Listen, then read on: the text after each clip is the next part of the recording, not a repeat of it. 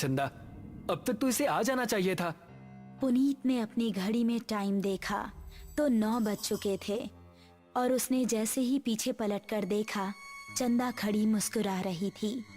बदमाश, डरा दिया ना हमका। देखो हम तुम्हारे लिए क्या लाए हैं।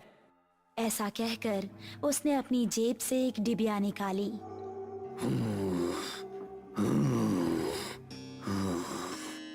तभी उन दोनों को किसी के सांस लेने की भयानक आवाज सुनाई दी। कौन है? ठीक सामने बरगद के पेड़ के नीचे उनको किसी आदमी का अक्स नजर आया। कौन है? सामने आओ। ये सुनकर भी वो आदमी सामने नहीं आया और जोर जोर से सांस लेने लगा। अभी देखते हैं कौन ससुरा है। ये कहकर पुनीत उसके पास जाने लगा। जैसे ही पुनीत उसके पास पहुंचा, उसने भी 2 कदम आगे बढ़ाकर पुनीत का गला पकड़ लिया। उसको देखकर पुनीत और चंदा दोनों का दिल दहल गया। उस आदमी की गर्दन कटी हुई थी और थोड़ी सी खाल में अटकी लटक रही थी। चंदा चिल्लाई और गांव की तरफ ऐसी भागी कि उसने पलटकर नहीं देखा। गांव पहुंची तो उस टाइम पुनीत के पिता घर के बाहर थे। अरे चंदा बिटिया, इतनी डरी हुई काहे लग रही हो?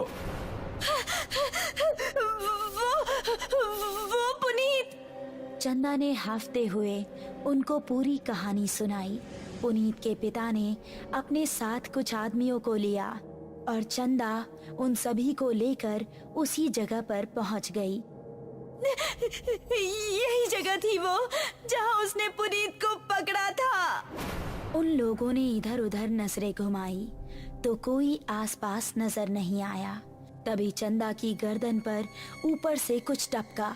उसने हाथ लगाकर देखा तो वो खून था। पेड़ की डाली के ऊपर पुनीत की बिना गर्दन की लाश टंगी हुई थी और उससे खून टपक टपक कर नीचे गिर रहा था। शहर से दूर एक छोटा सा गांव सरूपुर।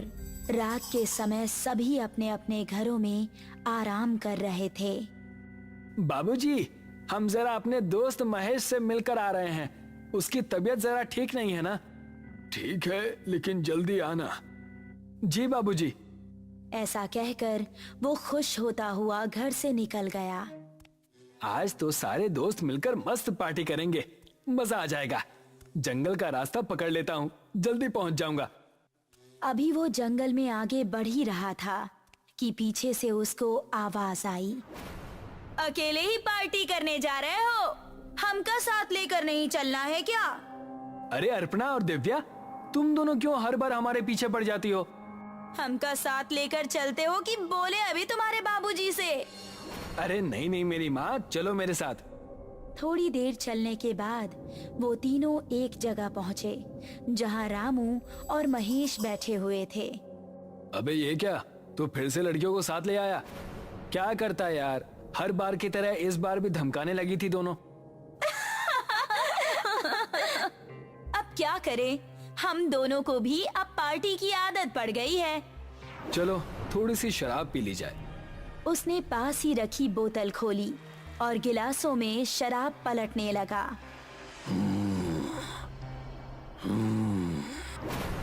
तभी उनको किसी के सांस लेने की आवाज सुनाई दी।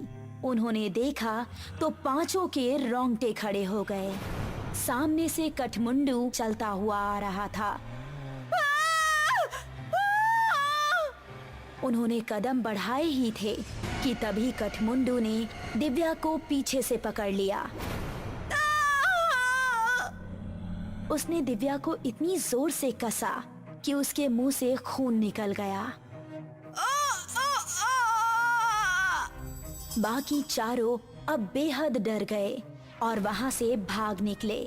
दिव्या उसकी पकड़ में फंसी दर्द से कराह रही थी।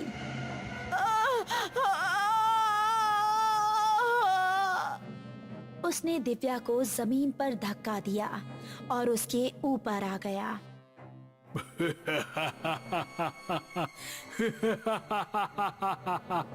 उसने दिव्या के सीने में हाथ डाला और उसके सीने से खून की धारा निकल पड़ी।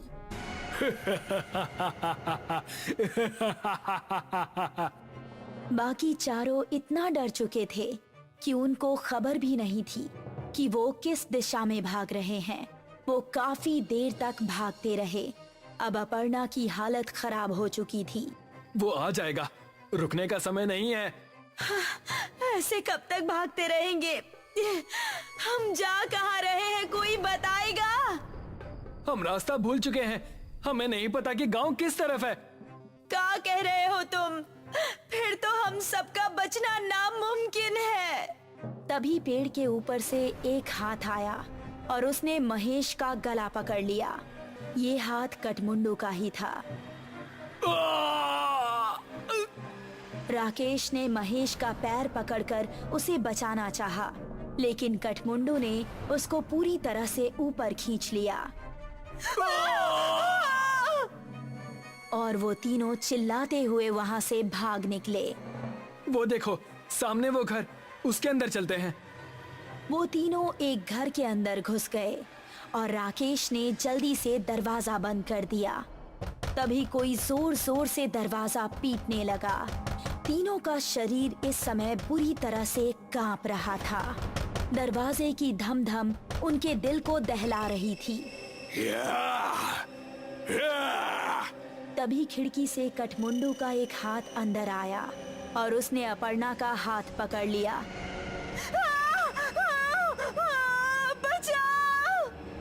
अगर ये यहाँ है तो दरवाजे पर कौन है? राकेश ने दरवाजा खोला तो सामने गांव के बिरजू काका थे। बिरजू काका जल्दी से अंदर आए। उन्होंने कठमुंडू का हाथ पकड़ा और छुड़ाने लगे। कठमुंडू उनके छूते ही चीखने लगा।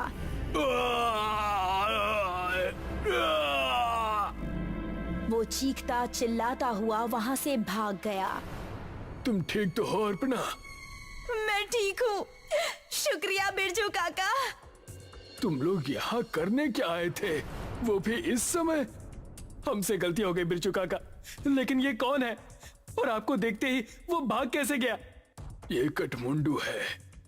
ये सुनकर वो तीनों एक दूसरे का मुंह देखने लगे। बहुत सालों पहले हमारे गांव में एक डाकू पल्लव सिंह का बड़ा खौफ था। गांव में एक बूढ़ी औरत रहती थी जिसका एक ही बेटा था। उसने धूमधाम से अपने बेटे की शादी की। शादी के अगले ही दिन डाकू पल्लव सिंह ने हमला बोल दिया। उसने पति और पत्नी दोनों को मार डाला और सारे गहने लूट लिए। अपने बेटे और बहू को मरता देख बुढ़िया तड़प उठी। पल्लव सिंह, जिस सोने के लिए तूने मेरा परिवार उजाड़ दिया, यही सोना तेरे लिए अभिशाप बन जाएगा।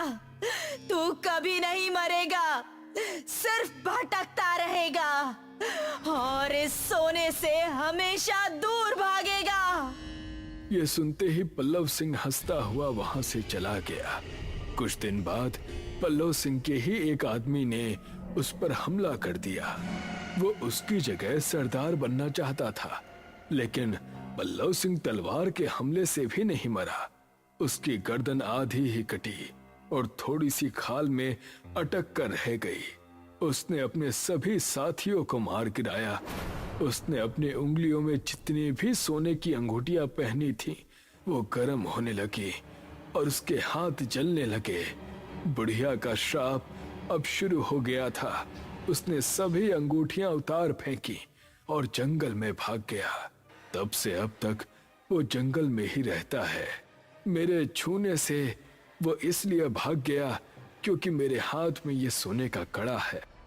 ये कहानी सुनकर वो तीनों हैरान रह गए। चलो यहाँ से निकलो, वो फिर से आ सकता है।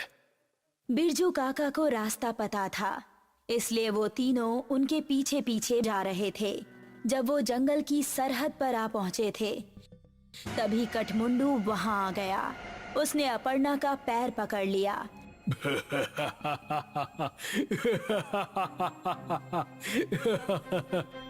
तभी राकेश ने बिरजू काका के गले पर नजर डाली। उनके गले में एक सोने की चेन भी थी। उसने चेन को उनके गले से उतारी और कठमुंडू की टूटी हुई गर्दन में डाल दी। उसने चेन को गले से उतारने के लिए जैसे ही छुआ तो उसके हाथ भी जलने लगे।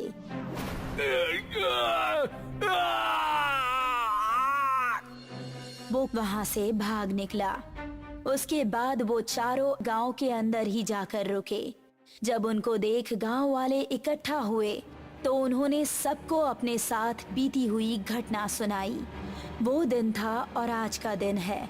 गांव के सभी लोग हमेशा अपने साथ सोने की कोई ना कोई चीज जरूर रखते हैं और अभी भी उनको जंगल में